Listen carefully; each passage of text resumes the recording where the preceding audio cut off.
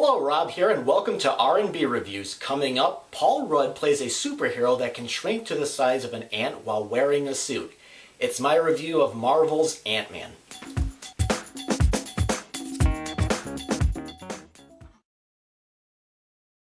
Ant-Man was one of the most talked about movies of the summer blockbuster season, mainly because of the replacement of director Edgar Wright, who had been working on the project for years and supposedly before the Marvel Cinematic Universe had come into shape.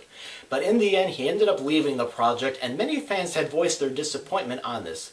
As director, Peyton was brought in, and while Wright still retains the writing credit, Anchorman writer Angus MacKay was brought in to polish the script.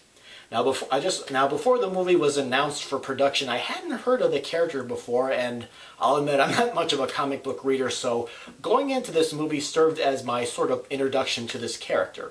The story has former cat burglar Scott Lang, played by Paul Rudd, being released from prison, and he has a hard time finding a job to support his little daughter that he has with his ex-wife.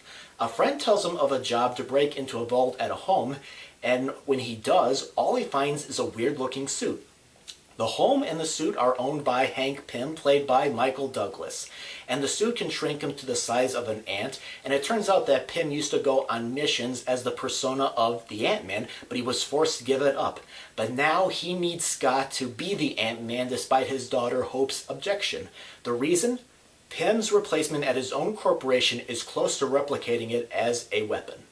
Now, I thought Ant-Man was watchable and it had its share of exciting moments, but sometimes I found it to be an uneven film. I felt the first half of the movie to be a bit uninvolving and cliched-filled, and some of the characters to me just felt like they were doing sort of line readings and just not feeling involved with their characters. There is some bitterness drama going on between Hank and his daughter Hope, played by Evangeline that kind of felt expository. Rod's character, I thought, had a bit of a bland personality, but what I liked about his character in general was he's doing whatever he can to avoid going back into the life of crime, and he cares about his daughter. Sometimes the movie played out a bit like an episode of a TV crime drama, but once the second half takes in and it turns into a sort of heist film, I felt the action scenes and the story were much more involving, and it really had me on the edge of my seat. The movie's attempt at humor could be a bit of a mixed bag. There are some moments that work, like for example, Scott is going through training as the Ant-Man, and it has its good moments, but sometimes there are some others that just fall flat. Michael Douglas I thought was terrific as a sort of mentor, but I felt Evangeline kind of felt like she was just going through the motions with her part. Corey Stoll plays the villain Darren Cross, and he comes across to me as more like a over-the-top character that you would see in a Saturday morning cartoon. Sometimes when I was watching his scenes, I was wondering why Hank even picked him to be his protege, because he just sort of comes across as a sort of lunatic. And Michael Pena plays Scott's friend, who delivers some of the film's best humor moments. The special effects are terrific, and I think they're definitely one of the best in the Marvel Cinematic Universe.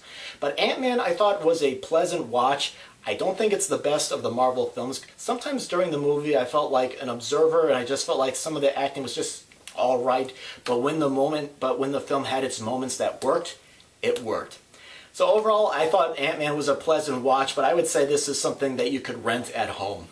Go ahead and post your comments about the movie. Did you perhaps enjoy the movie a little more than I did? Were you disappointed with it? Go ahead and post the comments, and of course, you're more than welcome to visit the page and look at some other reviews, and consider being a subscriber. Thank you very much for watching.